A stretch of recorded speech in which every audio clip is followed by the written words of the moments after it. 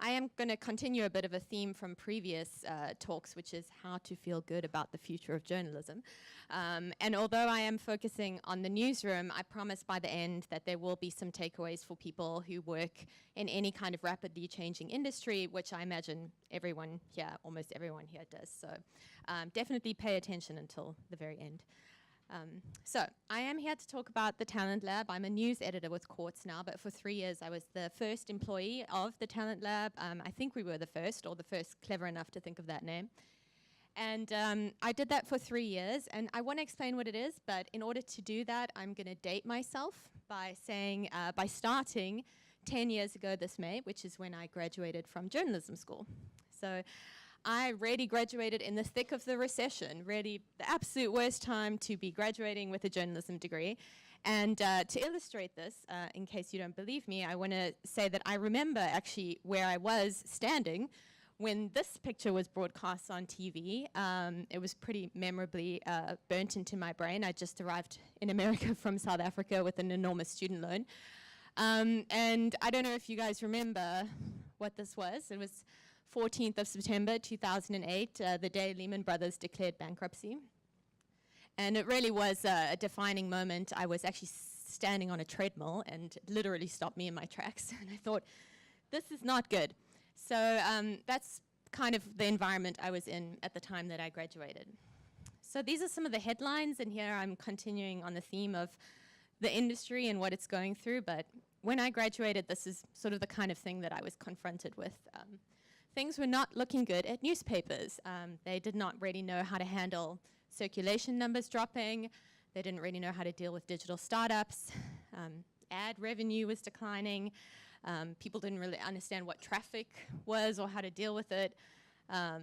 Everything was going to shit, basically. So it was also a really hard time to find journalism jobs. So I mean, I was lucky, I managed, and a lot of people in my graduating class did eventually, but it wasn't an easy time to navigate being a journalist. 10 years later, this is what we're looking at. Pretty much the same in a way. Newsroom employment is down, especially at newspapers, even as Maithili pointed out earlier, at digital media. Bit of a bloodbath earlier this year in the US. So I'm not here to talk about whether you should be in journalism right now. Obviously, I strongly believe people should. And people do want to be in journalism, perhaps even more so than when I was at school. So that's a really good thing.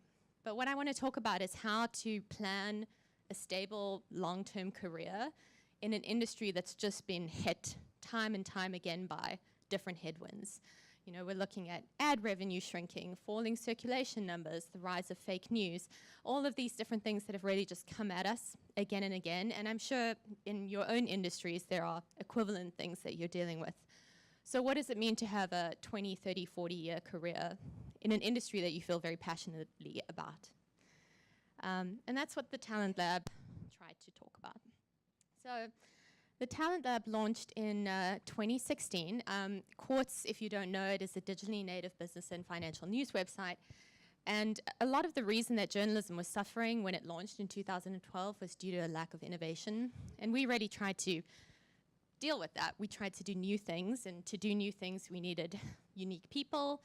And the Talent Lab was sort of tasked with helping to find those people, super talent, really interesting, innovative journalists, and to help them figure out how to find their place in a unique newsroom.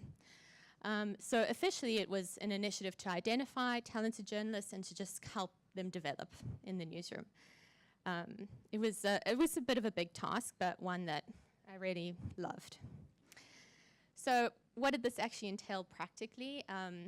I, together with Kira Bindram, who was my managing editor at Newsweek, where I worked previously, we basically saw people through the course of their life at Quartz. We recruited them, we helped them feel welcome. We did their first week of onboarding, which helped a lot with their stress levels to get used to the newsroom. We managed the intern and fellowship program, so we talked to young journalists about how to find their place in a newsroom that really focused heavily on autonomy and making your own decisions. How does that feel as a young person? We launched a mentorship program. We looked after freelancers to make sure that they were being treated well. We held social events. I've actually got an entire list here, which I'm not going to go through, but we saw people through many different psychological, social, emotional, professional aspects of the career development, talking, coaching, problem solving, working on initiatives like pay transparency, helping to understand what career pathing would look like at a place that was relatively flat. Basically, anytime someone asked this question, we were there to try and answer it. And honestly, I did sometimes feel like I was in a Zoolander film because sometimes I had no idea what I was doing. But I think what was important about what we were doing and why I think every company should have a talent lab is that we weren't editors per se, so we weren't political in what we were doing. We weren't trying to lobby for anyone to do anything specifically. We weren't HR, so we weren't bureaucratic or trying to work through papers or processes or anything like that. But we were a really impartial sounding board for people. So any question that they had about themselves and about what they wanted to do in their place at Quartz in journalism in the world, we were available to answer. So I know that the position that I had, that Kira and I had, was one of privilege, that we could offer this to people at the newsroom, and not every newsroom or company has this. But I do still think that it's an incredibly value and simple service that people can provide to their employees, and that actually you as employees can advocate for yourself in whichever company that you're in. So if you don't have a talent lab, I do have a couple of suggestions of things that you can do just to try have these conversations, which I think really create such a healthy environment and really contribute to people's well-being. And it's really about making structured spaces to talk. So you as a person or a group of people who might care about career development going forward could get together and really advocate to your bosses for more transparency on things like pay and what a career looks like long term in a place where turnover might be 1 or 2 years for a lot of people, or 3 or 4 years. You could actually invite people to come in and talk about their own careers or request coaching seminars. You could create a mentorship program like we did. Last year we had 60 people participate in our program, and this year we have 90. And very specifically, we have it across editorial, product, the business side. We want to make it extremely accessible to everyone who's interested in all kinds of questions about their career. And you can really just advocate for taking the temperature of your culture, what we call at Quartz our career culture, how we explain to people their place and what kind of opportunities they have going forward. So those are a couple of small suggestions that I have. I'm no longer the Talent Lab editor. I've passed that over to someone called Halio Jalvo, whose contact details I have here.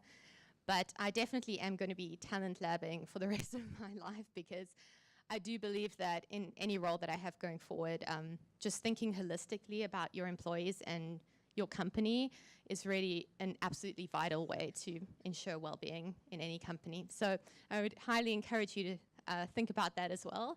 And if you have any questions about setting up a talent lab or having talent lab-like discussions, I would be happy to talk to you about that.